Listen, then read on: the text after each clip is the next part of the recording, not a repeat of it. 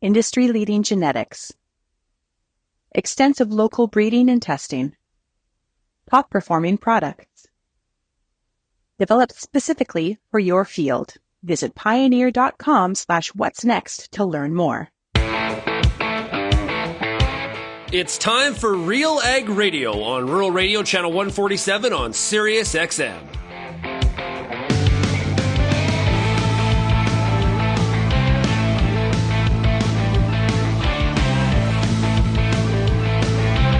RealAg Radio and RealAgriculture.com is your home for insight and analysis of the issues that are impacting your farm business. Let's get real and get connected with RealAg Radio.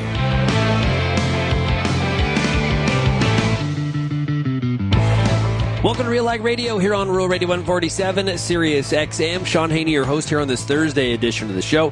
Hey, thanks so much, everybody, for making RealAg Radio and Rural Radio 147 a big part of your workday. Also, of course, big shout out to everybody listening out there on the RealAg Radio podcast. It's Thursday, which means it's the Farmer Rapid Fire, which is brought to you by Pioneer Seeds Canada. Let's talk about Pioneer brand canola with Optimum Gly. Now, it is the highest yielding glyphosate-tolerant trait on the market. What's next in canola happens here. You can go to pioneer.com/Canada to find out more. We got a great lineup of guests today. We're going to hear from Chris Moore. He's out of Kinburn, Ontario. We've got Patrick Dunphy, who is in Prince Edward Island. Daryl Tuck is in Vegreville, Alberta. Jake Leguee is in Fillmore, Saskatchewan. And this week's Pioneer agronomist is Holly Loucas. So looking forward to talking to Holly today on the program as well. Now, if you have any feedback on today's show, we'd love to hear from you. You can send me an email, shaney@realagriculture.com. You can also call the RealAg feedback line. Now, that number is 855-776-6147. I have a question for this week's farmers. Yes. Last night, my wife and I went to the Zach Bryan concert. It was fantastic. It was so good.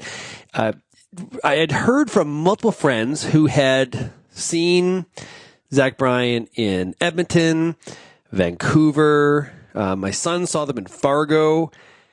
And all I heard was good, like actually great things. And a friend of mine had said it is one of the greatest sing-along concerts he has ever been to. And I'll tell you, I saw him last night, and like the music. My wife is like an avid fan, but it was awesome. It was very good. Really enjoyed it. Great time. It's amazing how expensive concerts have gotten. My wife was early on the tickets. We didn't sort of saved ourselves some money there, but it was worth the night out. It was really good. Really did enjoy the music of Zach Bryan with all the controversy. If you on social media at all, you see some of the controversy in his last breakup. Ooh, that's ugly. But the concert was fantastic. So we're going to ask the farmers this week, what's your favorite concert that you have ever been to? The top concert that you have ever been to. Mine is for sure, hands down. I have seen, one of my favorite bands is Metallica. Saw them in Calgary one time, but my favorite concert of all time is saw Chris Cornell, McEwen Hall, University of Calgary. It was fantastic. He played for like 3 hours. He was an hour and a half late coming to the stage, and he played for like 2.5, 3 hours. It was amazing. No seats, only standing in a small gym. Fantastic stuff. I will never forget that concert with Chris Cornell. That's mine. We'll hear what the farmers have to say. And we start off this week's Farmer Rapid Fire in Prince Edward Island, and we're talking to Patrick Dunphy, who is in South Pinette. Hey, Patrick, how are we doing? Good, Shaun. Thanks. Okay, so how big? What's the population of South Pinette? Oh, it might be 100. And is there a North Pinette? Yeah. Is there a North Pinette? I think there's a Pinette, and then there's South Pinette. So take that how you will. Okay. How are things on the island? Yeah, things are good. It finally stopped raining here about a week ago. We're able to get back in the field here and get some fall work done. Between mid-November till about a week ago, we had almost 7 inches of rain here on the island. Oh, wow. Like it just rained every single day. That's too much. So yeah, fall tillage and potash and all that stuff definitely got put on hold. we were lucky. Harvest was over for us. We had finished corn just like 2 days before that rain started. But there's still some crop to come off here, and those guys it's gonna be a struggle to get that. The fields, some of the heavier ground is just not in good shape for combine traffic. Will they have to wait till spring likely, or will it get cold enough and freeze up hard enough for them to get the combines out there? Yeah, usually nobody waits till spring. Like last night here, it was minus 13 Celsius, so okay. There's a good couple inches of frost on the ground, and we were able to get some potash on some of our heavier ground to the north, and didn't get stuck yet. So it's going good. How were the yields this year? Corn was excellent. Yeah, we had a fantastic growing season. Lots of heat.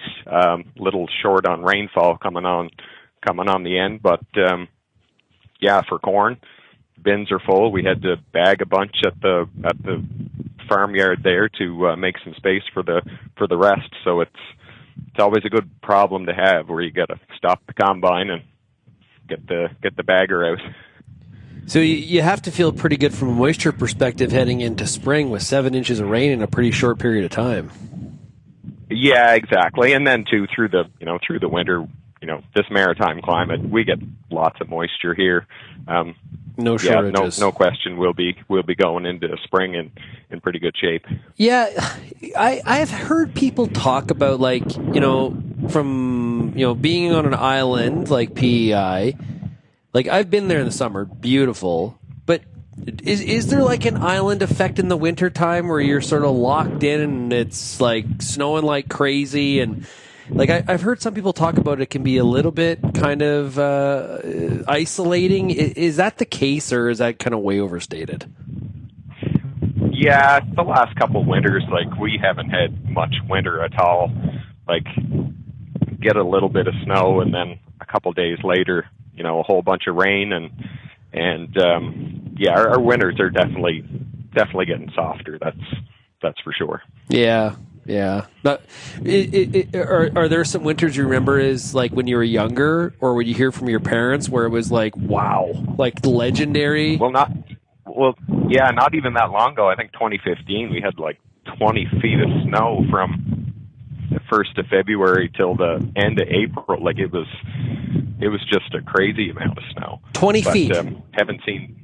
Yeah, I think it was 20 feet by the time it was all tallied up. Like just so much snow. And when we were planting in the spring, like there was just ponds in the fields, and you could only plant half a field, and it just took forever for that snow to disappear. Oh wow, that's crazy. But yeah, crazy. haven't seen that since, and don't want to see it again. You need a snowblower, maybe two, when you're getting that kind of snowfall. Shoveling is a little bit much.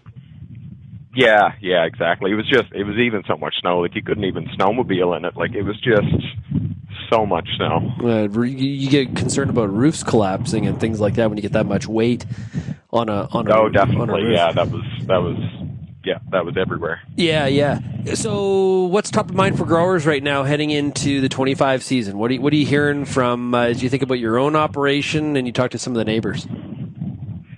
Yeah, markets are pretty dismal right now, but there's not too much we can do about that. We started moving corn ourselves here earlier in the week. It's one of those things, you gotta turn it into cash and pay some bills. You can't sit on it, or I should say, I can't sit on it forever. So yeah, we're just starting to market and hope that things are on the upswing from here on out. Yeah. Are you feeling optimistic about 25, or are you concerned? I don't think very concerned. No, I think I think it should be a good one, hopefully. Yeah. So what brings you to that level of optimism? Do you think the market's going to turn around, or what are some of the things that you're thinking about that are leading to that optimism?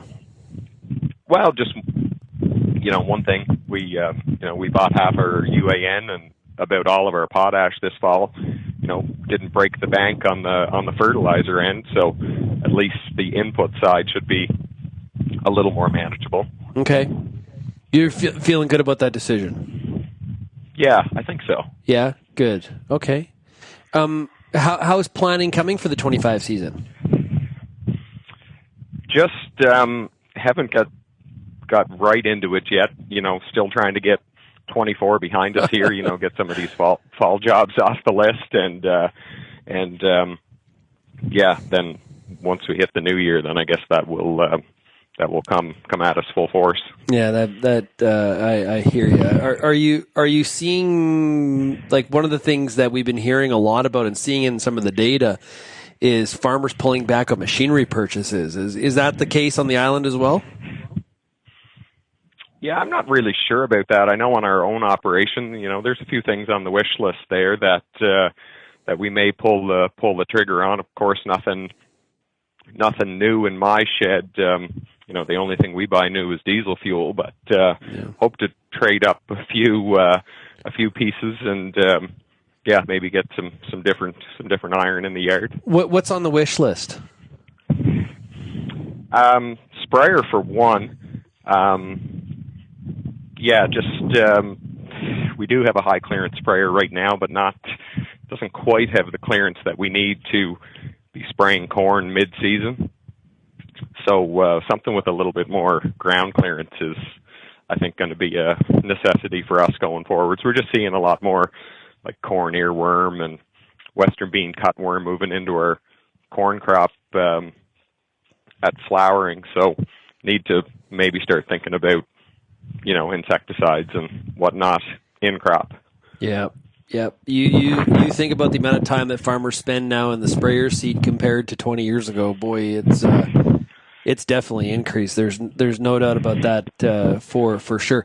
Hey, Patrick, this week's question: what's the best concert you've ever been to? The best concert is always the next one. Oh, really? haven't been to a bad one yet, so yeah, there's always another one. Oh, I like the optimism. Do you have a favorite that you've seen?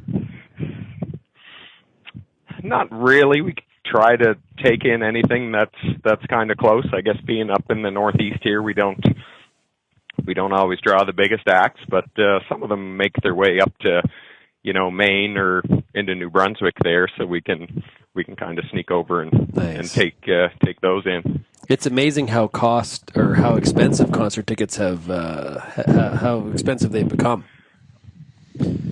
Yeah, that's right. Yeah, like a mini vacation. Yeah, absolutely, no kidding. Hey, Patrick, all the best to you. Thanks a lot, bud. Really appreciate it. Thanks, Shaun. Appreciate it. Hey, we'll be right back on the Farmer Rapid Fire, brought to you by Pioneer Seeds Canada. Right after this. At Vaderstad, we aim to be the world's leading partner for outstanding emergence.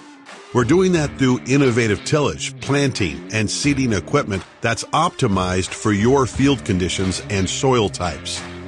We also offer industry-leading capacities to help you get the job done in shorter windows of time. It's all designed to give your crop the best start possible so you can maximize yields. Vaderstad, we look forward to growing together. The Canola School on RealAgriculture.com is your one-stop shop for everything a canola grower needs. Check out our free video series on YouTube for all the latest in canola agronomy, research, marketing, and more. Don't have time to watch? Download the podcast version of the Canola School on RealAgriculture.com or anywhere you download your podcasts. Stay on top of all things canola with the Canola School on RealAgriculture.com, brought to you by BASF and Invigor Hybrid Canola. If you're involved in the agriculture industry, it's important to stay informed on all the latest issues affecting your business. At RealAgriculture.com, we offer fast, reliable news, information, and insights to help you keep on top of all of the latest in Canadian agriculture. Visit RealAgriculture.com and sign up for our free daily newsletter covering everything from news, agronomy, animal agriculture, and much more. Visit RealAgriculture.com/subscribe today.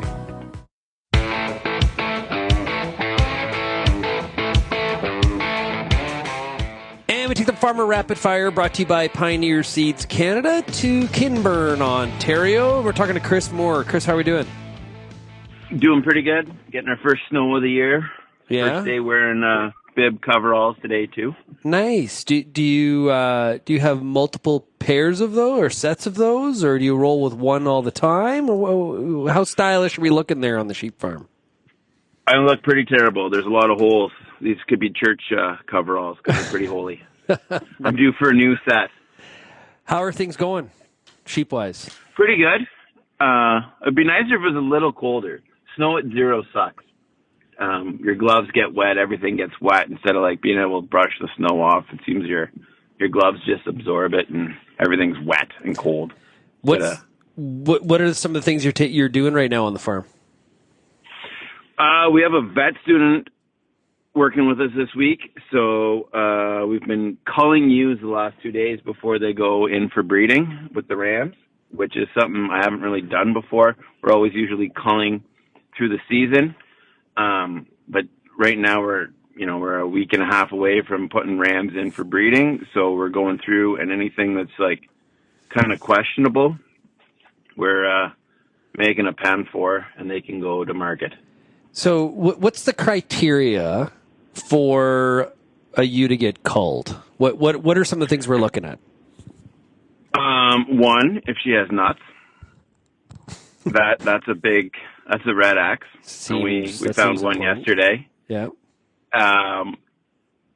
Making sure that udder is fit and sound, 2 teats, no lumps, no bumps, everything good and sound there. Making sure that body condition score is around that 3.5. If it's like a body condition score 5, I'm wondering, does this animal breed? That maybe she can go to market. Anything that's real skinny, they're coming off cover crops, which are easy to eat and super nutritious, and they better look good. So if they don't, how well are they going to perform when we go on to dry hay and it gets colder?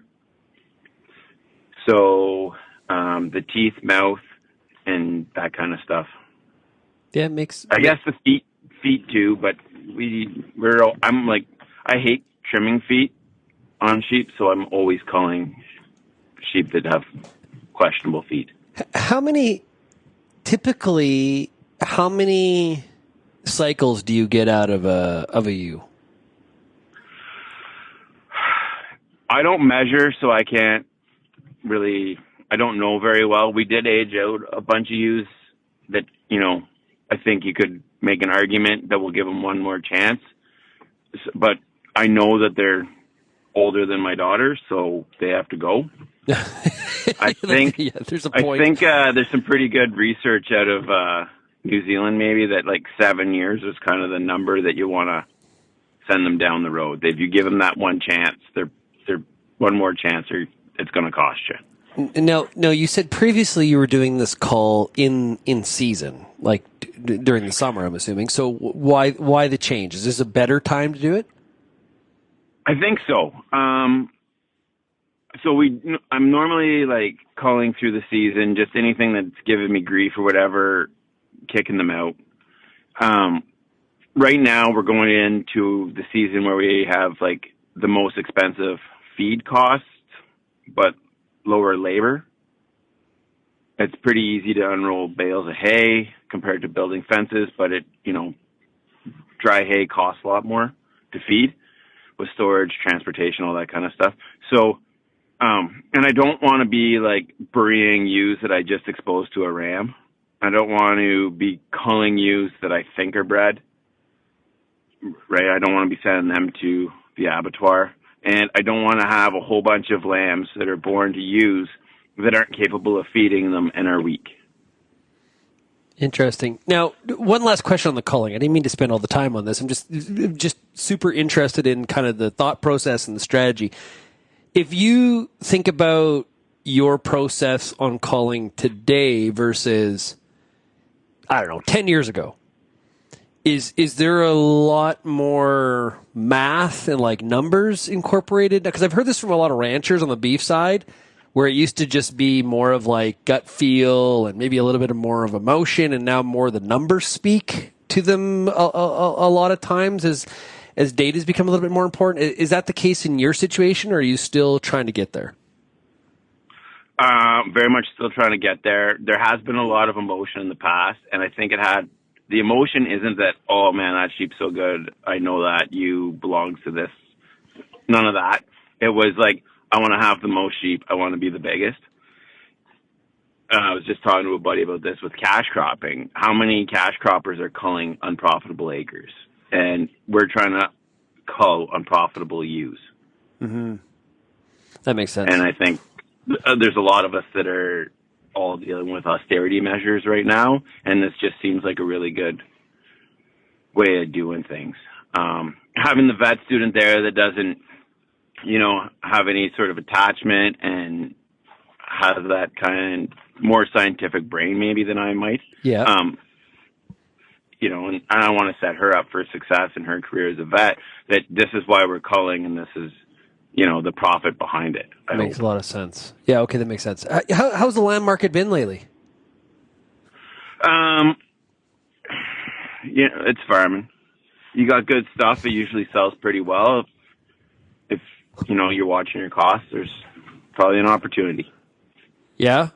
So you're decent then? No.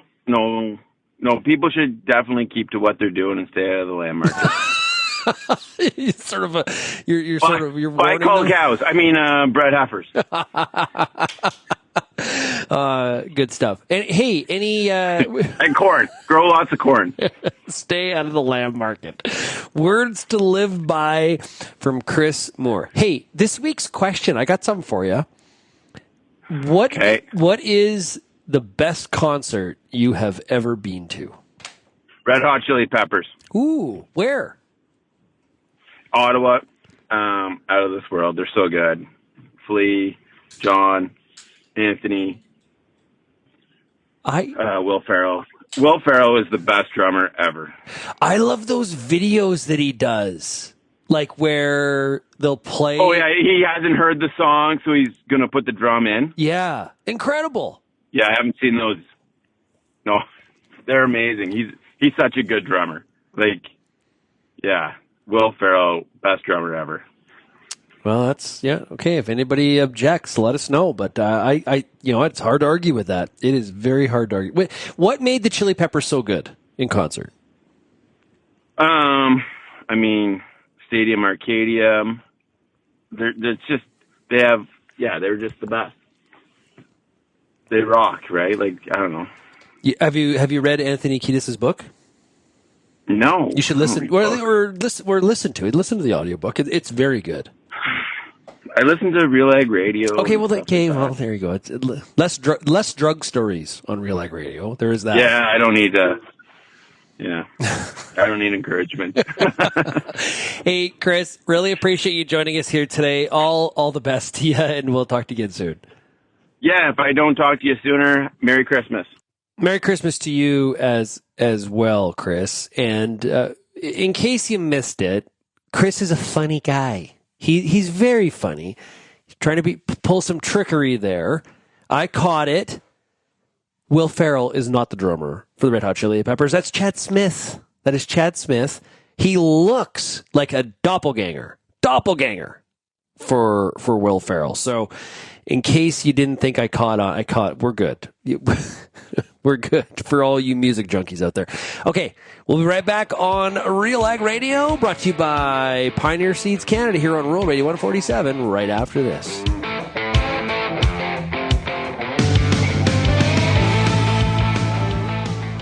What's next doesn't happen by accident, doesn't happen by chance. What's next happens when experience meets expertise, when data meets dollars, and when steel meets earth. What's next happens when the promising work of Pioneer's state-of-the-art research centers meets the unsparing challenges of more than 17,000 on-farm trials. Our ultimate goal is to bring the next seed breakthrough to your field. Because Pioneer isn't just our name. It's our mission. Pioneer. What's next happens here. Here's what Wheat Pete's word on RealAgriculture.com is all about in under 30 seconds. It's wheat time. I love wheat time. I love wheat. Get that sulfur on. Get that seeding rate right. Get that nitrogen on your wheat right. Get that protein. Know your variety. Know when you need to put fungicides on. Pick your product. pick your rate, do the right job, get this wheat crop right. Have a nice day. Grow amazing wheat. I'm Lindsay Smith from RealAgriculture.com. Join me Monday nights for The Agronomist, a 1-hour live and interactive show broadcast across YouTube, Facebook, and X. Monday nights at 8 p.m. Eastern, I host expert agronomists from all over the country to give you answers to some of the toughest agronomic questions. Join us live or catch the replay Tuesday morning. That's The Agronomist with me, Lindsay Smith, Monday nights live at 8 p.m. Eastern.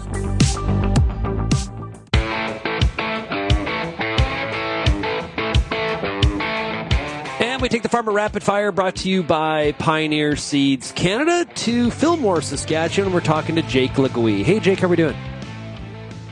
Doing great, Shaun. How about you? Hey, man, doing pretty good. I have no reason to complain. Hey, we saw each other last week at the Canadian Outstanding Young Farmers. It was great to see you in town in Lethbridge. Yeah, it's an amazing event. It's just the only place you can see the kind of diversity in farming that accurately represents what actually exists in Canada. And it's a good reminder for those of us farming the big fields out west that there is all types of agriculture in Canada, and all of it's amazing. So yeah. It's a great event. Yeah, I had a lot of fun. It was great, and big congratulations to the two winners on Friday night. And this is like a saying we use all the time now, like everybody's a winner. And in some respects it's very true, but it was pretty neat. And the amount of people in that room that listened to this show on a daily basis was very heartwarming for me, and it was great to connect with so many Real Ag fans and members of the audience, which was awesome. So hey, how's your winter treating you? You're as chair of Sask Wheat, I'm sure you are more than busy. There is no shortage of things to do, that's for sure, and that goes across every aspect of things, whether it's the farm or Sask Wheat or just the family. So yeah, always lots on. That's good. As you think about 2025 in front of us, what's on your mind from a planning perspective? As you work on some of those farm issues, what's top of mind for you? I mean, I think there's probably lots of people that would say the same thing, but really cost control is probably one of the major things that we're trying to focus on a bit. I mean, costs of just about everything have not come down very significantly, at least, and commodity prices have. So something's got to give. So we're trying to find, opportunities to, I guess, try to find a little bit more margin when we look ahead to next year. But the challenge, of course, is what are commodity prices going to be, and what are our yields going to be? Yeah, well, of course, we're a long ways away from having answers on the yield front, and when I spoke to the Agrimark group in Ontario on Tuesday morning, we talked about this cost control thing.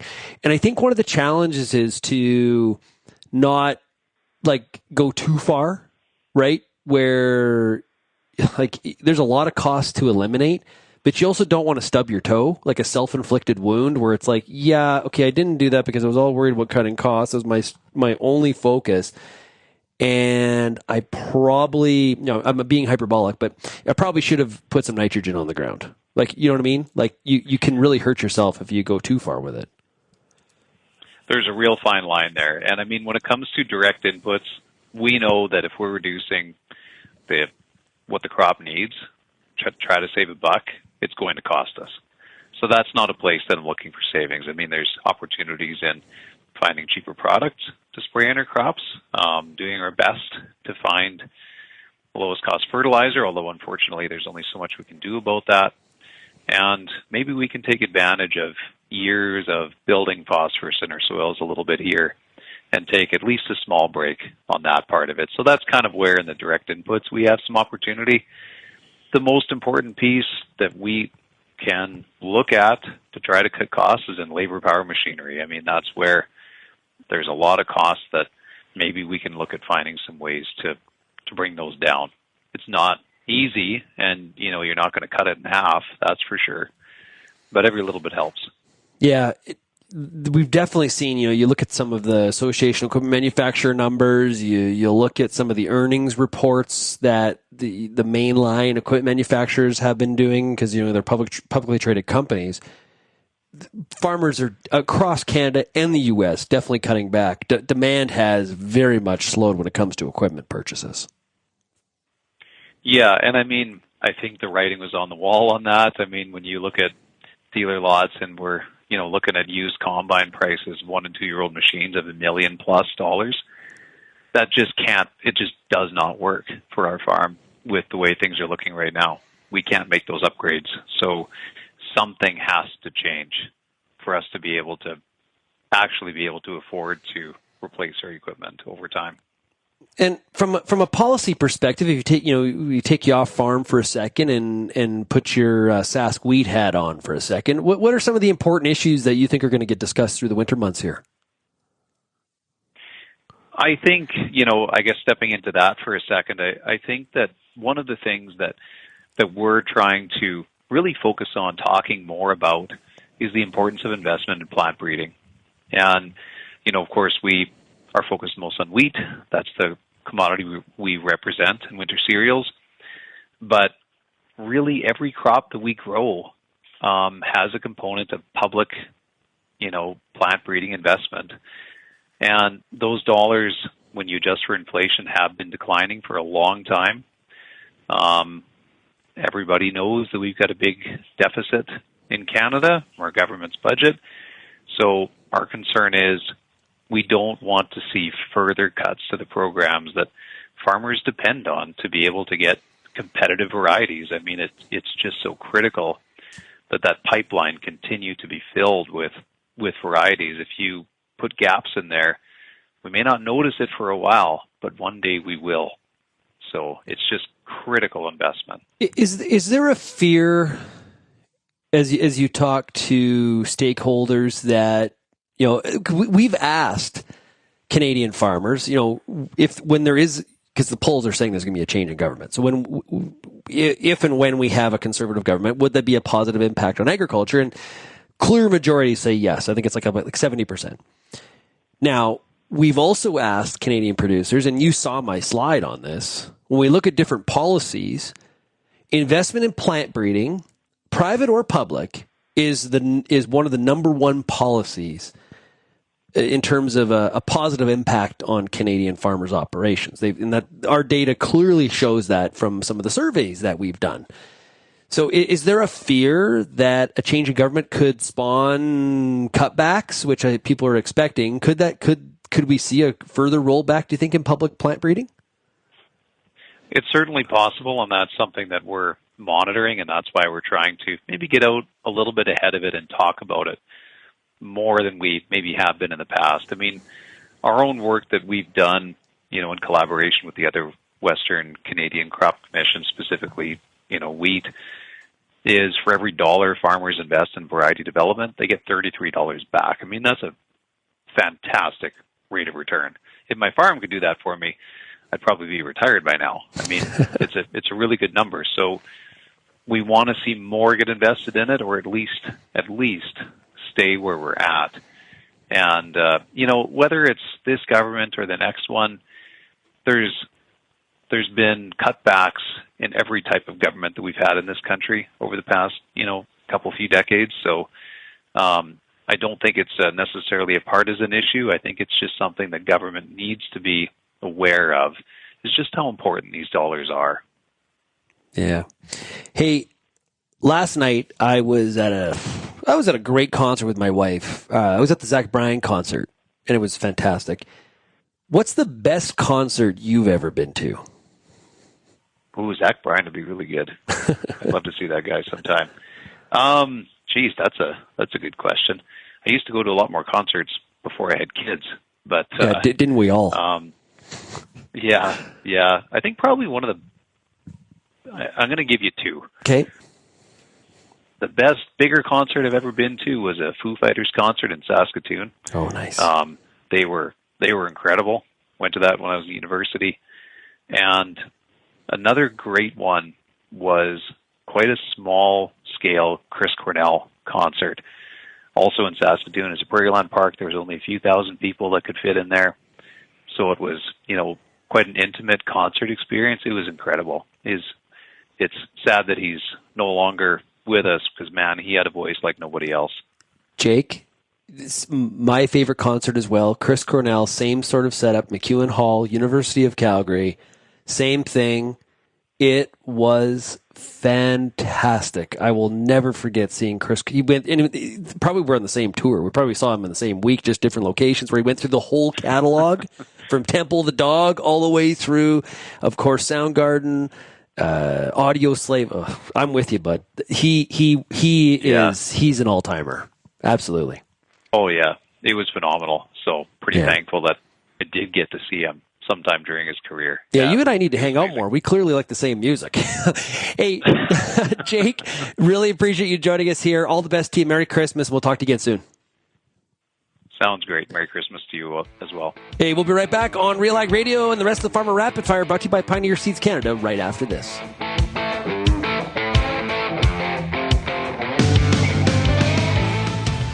I get to spend every day talking to farmers in the ag industry through RealAgriculture.com and RealAg Radio.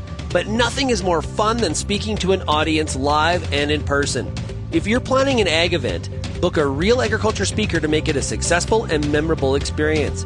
Email shaney@realagriculture.com and you can book myself or any other Real Ag personality to speak at your event. Bring your audience all the fun, insight, and energy of Real Agriculture.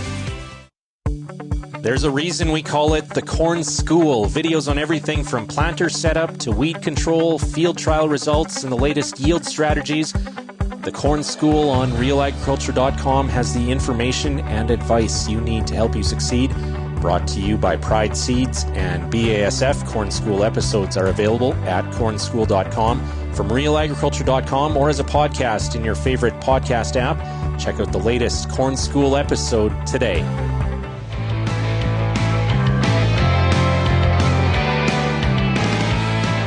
And welcome back to Real Ag Radio for the Farmer Rapid Fire, brought to you by Pioneer Seeds Canada. Joining us right now is Daryl Tuck, who's from Vegreville, Alberta. Daryl, how are we doing? I'm doing well, thank you. Hey, good stuff. Well, hey, Daryl, what's happening on the farm here right now in Vegreville? Well, obviously this time of year is fairly slow. Been busy trying to get caught up on personal things since combines got parked, but still have farm work to do. My to-do list has been slowly dwindling, but some of it's weather dependent, some of it takes shop space and some planning. Yeah. But just wearing away at it and trying to get caught up on family stuff. Did you get all your fall work done? Yes and no. Typically, I have a list of things I would like to do after harvest completes out in the field. Our harvest was drawn out a little bit here for a couple issues, some weather-related issues, but also some management issues dealing with, when we seeded different crops and how they matured this fall. And so, we had neighbors that were done significantly ahead of us, but again, different management and planning things that definitely have an impact on the final outcome. So our fall field work was minimal, just because of when we got done and some of those other personal things that had to get caught up, and when weather allowed, other stuff before we got too froze up. Which crop were you the most happy with?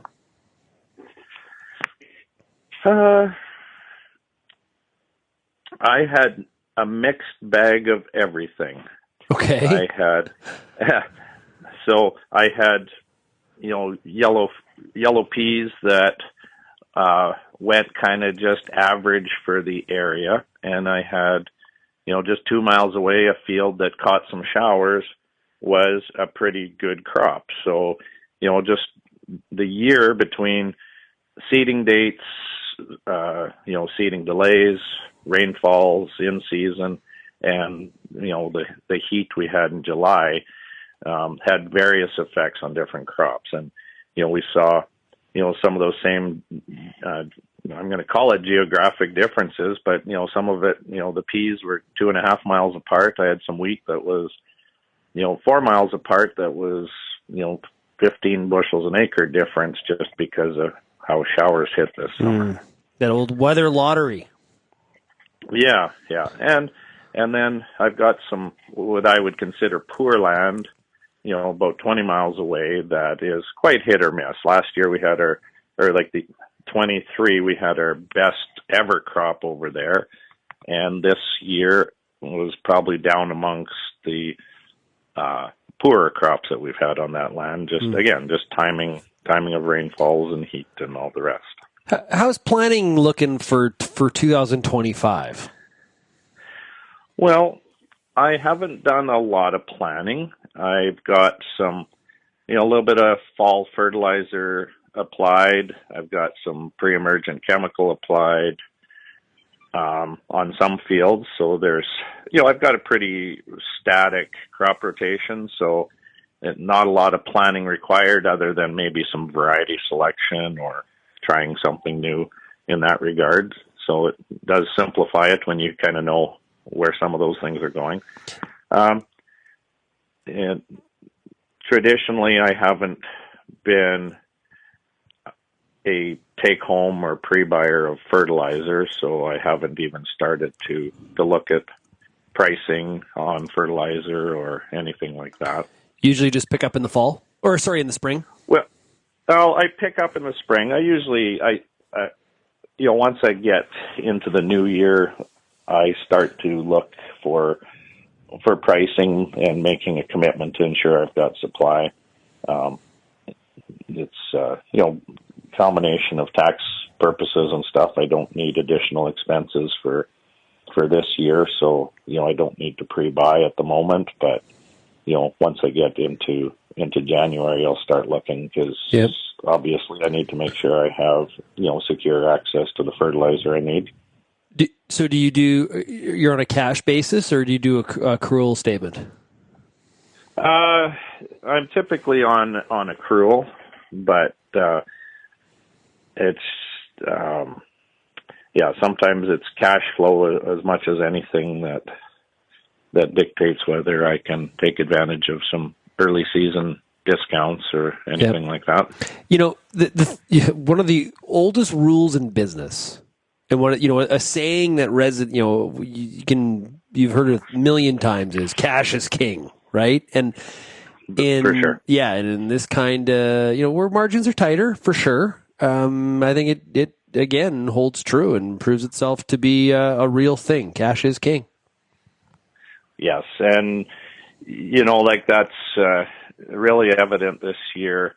Since harvest, I have a combine to sell, so I've been watching some Ritchie Brothers auctions and some of the other private auctions to try and see how far out the lunch or how close I am on pricing my combine for sale. And it's quite obvious that there's not a lot of buyers out there right now. Yep. The reduced crop across Western Canada combined with interest rates and lower commodity prices sure has reduced that available cash. We're seeing, I've noticed since a year ago, quite a decline in equipment pricing and on used equipment pricing. And that's again an impact of who's got available cash. Yep. Are you looking to trade or is this an excess machine? It's an excess machine. But we knew this had to happen, right? Like you think back, roll back like to 2000, 21, 22.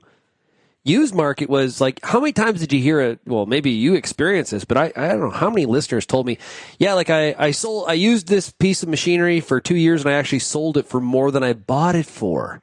Like, that can't last forever.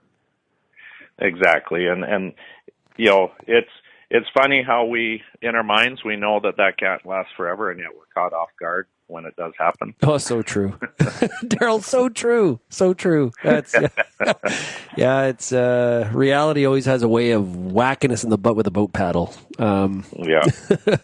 Always. Hey, this week, I got a question for you. This week's question for all of our farmers is, I was at the Zach Bryan concert last night and had a great time. What's the best concert you've ever been to? What's your favorite one? Oh boy, I think at least in the last 10 years, the best one I've been to is the Garth Brooks concert. Oh, nice. Where'd you see him? In Edmonton. Oh, nice. Yeah, because was that when he did like 4 or 5, 6 dates? Like he did this kind of a week-long thing? Yeah. Yeah, he kept adding dates and Yeah. I saw his acoustic set. Like he did the thing in Vegas at the Wynn a couple times. I saw him at the Wynn one time. That was really good. His collection of songs, like it just keeps on going. He can sing for almost 3 hours, Daryl, and every one's a number one hit. Exactly. Yeah, he's been singing for long enough, producing songs that he's got songs that I think I remember when he first started that are still popular. Yeah. Do you have a favorite Garth Brooks song? No, I like most of his stuff. Yeah, good stuff. It's always fun at a piano bar when friends in low places. It's hard to go wrong with with that one. That might be my favorite. That's a good classic. Yeah, definitely. Yeah. So, hey, are you feeling pretty good about the upcoming year, do you think? Like moisture condition wise and all those kind of things? Well, it's interesting. We actually, this fall, we had, part of our drawn out harvest was dealing with some extra rainfall during harvest, which is good when you talk about next year, not so good when you're trying to get a crop up. But at the same time, with that rainfall we've had, we still haven't seen a reaccumulation of surface water in our area. Typically, we have, what we call sloughs or potholes that we typically farm around. We've got some smaller, I don't know, some people might call them lakes or ponds here that, I've never seen dry. Still managed to sustain a little bit of water in them, but some of these sloughs that were surprising that dried up, it's a good reminder that it's been dry before because there's rock piles out in the middle of it. So sloughs that I've never seen dry. So in 40 some years of memory, anyway, I don't remember how far back I would have started remembering these things, but they've never been dry. So, it's been a long time. When people had smaller equipment, you didn't just go drive out in the middle of a slough and dump rocks. So it had to have been dry a long time ago. And so these cycles are quite evident when you start to see some of those clues from the past. But in the meantime, we always require in-season moisture. Where we're at, we're just at the thin black soil zone, which is characterized by dry periods and wet periods. So we have to have in-season rain to go forward. So regardless of what we have now, I don't make any major cropping plans around the soil moisture typically. So yeah. Well, hey, appreciate the update, Daryl. All the best to you during, hopefully you have a great December, and Merry Christmas to you, okay? Thank you very much. Thanks for the chat. We'll be right back on RealAg Radio with more of the Farmer Rapid Fire brought to you by Pioneer Seeds Canada right after this.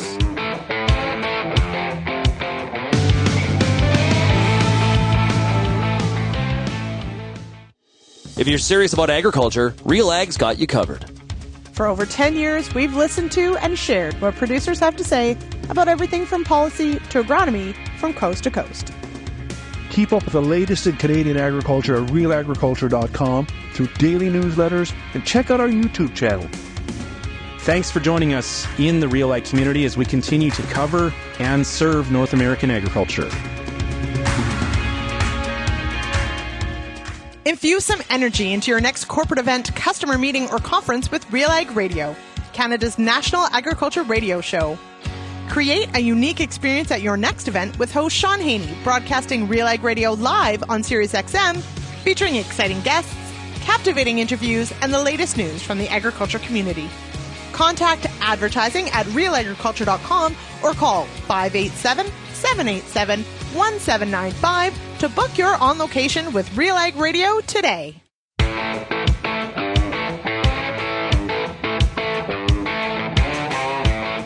Welcome back to RealAg Radio here on Rural Radio 147, Sirius XM. It's Farmer Rapid Fire brought to you by Pioneer Seeds Canada. It's time to bring in our Pioneer agronomist for this week, and it is coming out of Paris, Ontario. It is Holly Loucas. Hey, Holly, how are we doing? Hey, good, thanks. How are you? Pretty good. Well, you know what? We've been asking I'll start off with the question of the week. We'll get into that first. I'm curious. I asked farmers this week, what's the best concert they have ever been to? What answer would you have?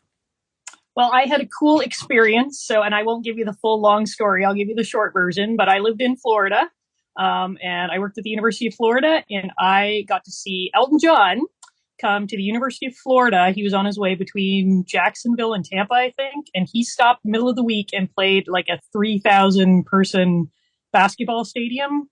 And so that was pretty cool to sit in a small venue like that. Like his tour bus was sitting right out front. It's kind of neat. Yeah, I think a huge stadium concert is kind of cool, just the size and scope of it and the sound. But I think there's nothing like a small venue. And it's interesting. My top concert and Jake Leguee's from Saskatchewan was actually the same artist, but small venue. Another great one is I saw Dirk Stanley at the Ryman in Nashville. Yeah. Small venue.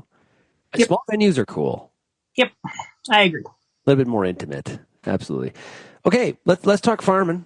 What have we been hearing from customers? I would imagine based on your location, we are very deep into hybrid selection, and one of the big the word of the year, maybe the phrase of the year, the noun of the year is tar spot. How much is that coming up? Yeah, it's coming up a lot. I kind of sit on the edge of where it was really bad to the west of me, and north of me is not as bad either. I kind of sit in between that, where we got high tar spot pressure, but it came in fairly late. So the further west you go, the earlier it came in and the worse it was. So there's a real spread in yield difference between how bad the tar spot came in, how quickly it took products down, how quickly the corn died, whether it was able to hang on and fill grain. So there's a big that's kind of the big question is, how much do you put into genetics and tolerance to tar spot and stay green versus how much do you just go with yield, spray a fungicide, and whether it pays to spray a fungicide. A lot of growers, the same sustainability piece would say we do not want to spray 100% of our acres with one or two products every year. So can we get genetics in some fields to withstand the tar spot, and then our higher production fields go with fungicide sprays, that kind of thing. So it's definitely a lot of thinking of what am I going to manage this field versus another field, and which hybrid am I going to put where? Okay, so how do I know which path I should go down then? Or is that kind of an up to the individual farmer kind of situation? Yeah, somewhat. I think the genetic piece is key, is picking the right genetics with good tolerance, and then knowing your areas that had heavy pressure and where there's a lot of residue. There's tar spot in our residue now. This is our first year where we've really had high pressure in the residue in fields. So this, I would suspect in 2025, it'll germinate, it's fungus, it'll sporulate, and we should get infection kind of that early July window, and depending on leaf wetness, how quickly it'll ramp up. So genetics is key, and then making decisions on where it's going to pay to spray the fungicide and timing. But you think about in some of these areas like where you take 70 bushels, well, you take 30 bushels, probably some would say take any bushels, but you take 70 bushels off the corn yield. That's significant. Yeah. You just do the math per acre, right? That's wow. Yeah, and I think on top of that is driving by split planted fields where one strip is dead and brown and the other strip is green. You see those products or pictures from the Midwest on Twitter. I personally have my own that I took with my drone. It's quite striking when you're driving by, just looking at, it just makes you sick when you look at those fields. And then on top of that, I do have to, it's Southern Ontario, I'll throw out the jib word. We do have jib that comes in every year too. So it's whether or not you're going to manage your fungicide spray for the jib timing, which is green silks, or whether you can, you're not in a high pressure area and delay it maybe a week to 10 days and you just catch a later window and get the fungicide to hold off the tar spot longer. Well, and the thing is too, with farming is that every year is different. And 24 bad for tar spot.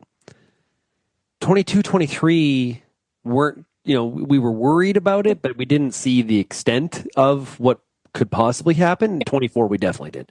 Yep. So we ramp up with all this tar spot talk and planning around it. Like you just can't be tar. Like you got to be focused on the whole package, not just tar spot, because if maybe the conditions don't lie, you need the conditions to have the disease, right? And so. Like, that's what makes makes farming complicated, I guess what I'm trying to say. Yeah. I had a good discussion with a grower a week ago that, what's more important, the genetics, the fungicide spray? And it's like, he was a hog grower. So I was like, well, for you, it's jib. And so if you can get your spray on at green silks, it's going to get you to the middle, maybe second, third week of August.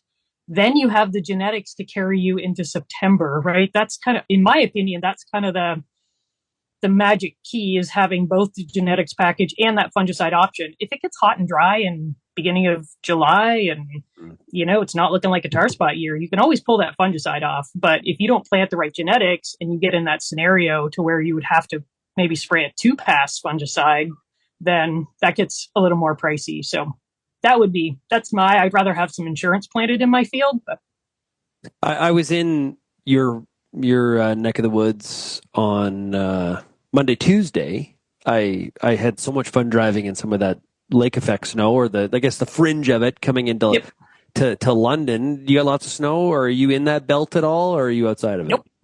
No, Paris, we kind of live in a little microclimate where we don't get a lot of snow. My grass is still, you can see the tops of it. There's a tiny bit of snow on the ground, but not much. But I know there's some areas around me that are getting a significant amount. Yeah, like Peter Johnson, who you know well from our team, he's in Lucan, and they were supposed to get a skiff, and I think he said he had 3 feet. Yep. Well, that is a skiff. Yeah, I know. It's just, it's funny. At Monday show, we were laughing about, driving in lake effect snow. And then Monday night, I'm actually driving in it. It was like, this is about as much fun as I remember. The problem with that, with farming, is if you got corn still out there and the stalks are, you could touch corn stalks and they would fall over this fall. Yeah. So any corn that's standing out there is, definite fear of, especially with the snow sitting on it, of going down. So, and then it's just a mess. Are you still seeing some corn out in the field? There's a little bit. The ports have been full for shipping. So I think there's some corn that's left out that's just, the elevator's full. The boats aren't here yet. They should be getting caught up now. But I think that's part of why there's still some corn out, because we definitely had time to get it off. I know I've talked to some people that, they just don't have any storage for it. Yeah, it makes sense. Hey, Holly, thanks a lot for joining us here this week on the Farm Rapid Fire. Really appreciate it. All the best to you. Merry Christmas. No problem. Thanks. Merry Christmas to you too. If you have any feedback on today's show, we'd love to hear from you. You can send me an email, shaney@realagriculture.com. You can also call the RealAg feedback line, 855-776-6147. Big shout out to Pioneer Seeds Canada for being the exclusive sponsor of the Farmer Rapid Fire. You can check out their great lineup of products by going to pioneer.com/Canada. Thanks everybody for getting real and getting connected with RealAg Radio. We'll chat again tomorrow. Cheers everybody.